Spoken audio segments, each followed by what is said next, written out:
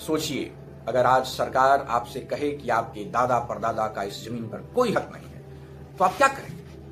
आप तुरंत जमीन के कागजात, रजिस्ट्री के दस्तावेज और पुराने सबूत ढूंढना शुरू कर देंगे। ठीक यही बात हमारे इतिहास पर भी लागू होती है। आज जब हम गर्व से कहते हैं कि बिहार लोकतंत्र की जननी है, चाणक्य और चंद्रगुप्त की कर्मभूमि है और ज्ञान का सबसे बड़ा केंद्र है, तो दुनिया हमसे एक ही सवाल पूछती है, आपके पास इसका आखिर सबूत क्या है? क्या यह सिर्फ सुनी सुनाई कहानियां हैं या इसके पीछे कोई ठोस सच्चाई भी है? आज के इस वीडियो में हम इसी सच को डिकोड करने वाले हैं। हम जानेंगे कि 2500 साल पहले के पाटलिपुत्र से लेकर मुगलों के दौर और अंग्रेजों के शासन तक का बिहार कैसा था, और यह सब हमें किन गवाहों और सबूतों से पता चलता है। अगर आप बीपीएससी की तैयारी कर रहे हैं तो इम्तियाज अहमद सर की किताब का यह पहला अध्याय आपके लिए सबसे बड़ा गेम चेंजर साबित हो सकता है। तो चलिए इस पूरी मिस्ट्री को एक एक करके सुलझाते हैं। इतिहासकारों ने बिहार के इस पूरे सच को सामने लाने के लिए दो तरह के सबूतों का सहारा लिया है।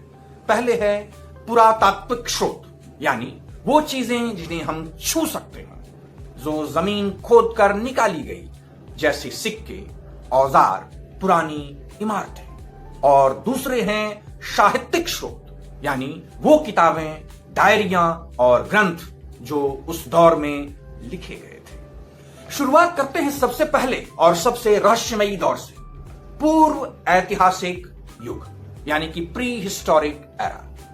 यह वो दौर था जब इंसान लिखना पढ़ना नहीं जानता था, गुफाओं में रहता था और उसके पास तांबे या लोहे का कोई नामो निशान नहीं था।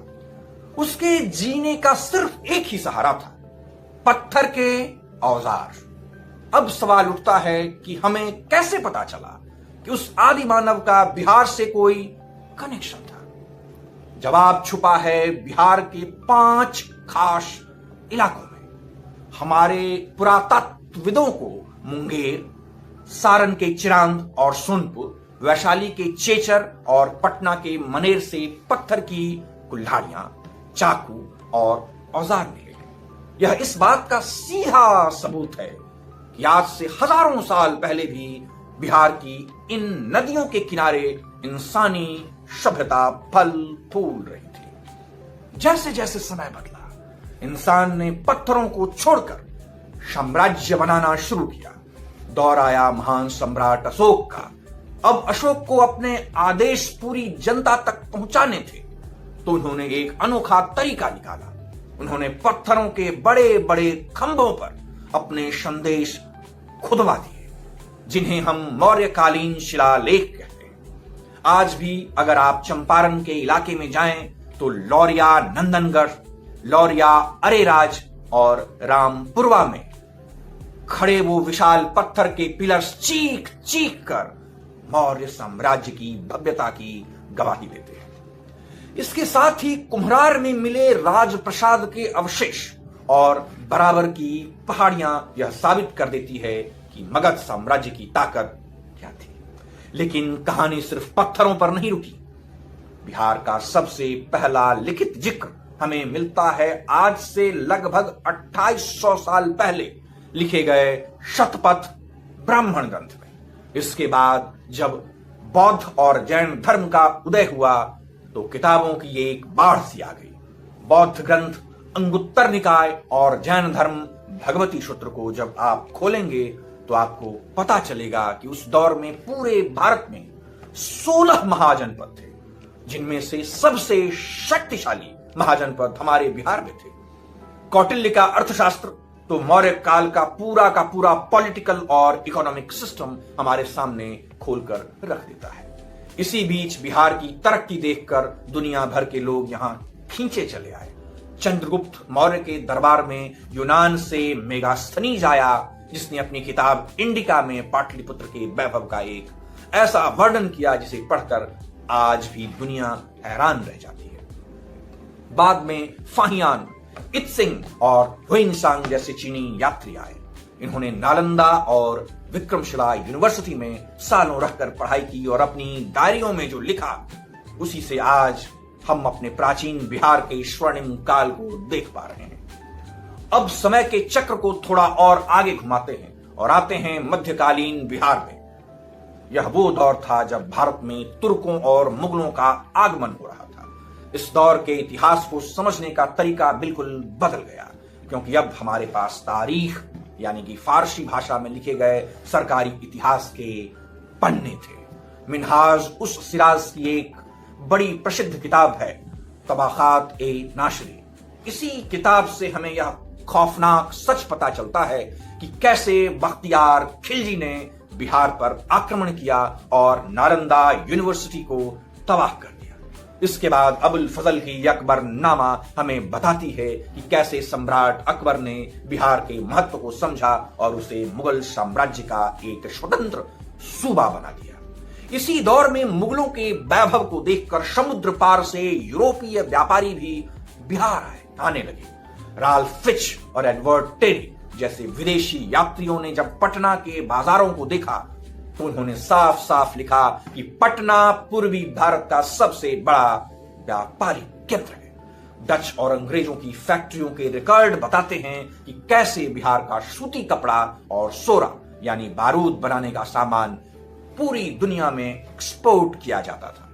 लेकिन मध्यकालीन बिहार को सिर्फ राजाओं और व्यापारियों की नजर से देखना अधूरा होगा। उस दौर में बिहार सूफी संतों की रूहानी आवाजों का केंद्र भी था। इसी इतिहासकारों ने इनके साहित्य को 3 हिस्सों में बांटा है। यहां अक्सर लोग गलती कर बैठते हैं, इसे ध्यान से समझिए। पहला है तज़किरा यानी सूफी संतों की जीवनियां। दूसरा है मलफूज यानी संतों के मुंह से निकले प्रवचनों और कथनों का संग्रह। और तीसरा है मकतूब यानी संतों द्वारा अपने शिष्यों को लिखे गए पत्रों का संकलन। मनेर शरीफ और बिहार शरीफ के संतों के ये दस्तावेज मध्यकालीन बिहार के समाज का वो चेहरा दिखाते हैं जो आम किताबों में गायब है। इसी के समानांतर उत्तर बिहार के मिथिला क्षेत्र में एक अलग ही सांस्कृतिक क्रांति चल रही थी। महाकवि विद्यापति ने कीर्ति लता और कीर्ति पताखा जैसी कालजयी रचनाएं लिखी।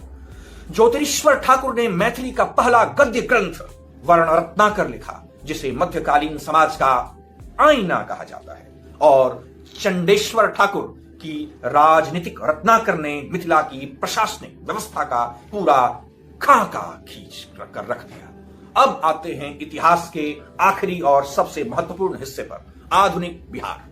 अब बक्सर की लड़ाई के बाद अंग्रेजों ने बिहार की सत्ता संभाली तो उनका मुख्य मकसद था ज्यादा से ज्यादा टैक्स वसूलना, और टैक्स वसूलने के लिए उन्होंने बिहार के चप्पे चप्पे की जानकारी चाहिए थी।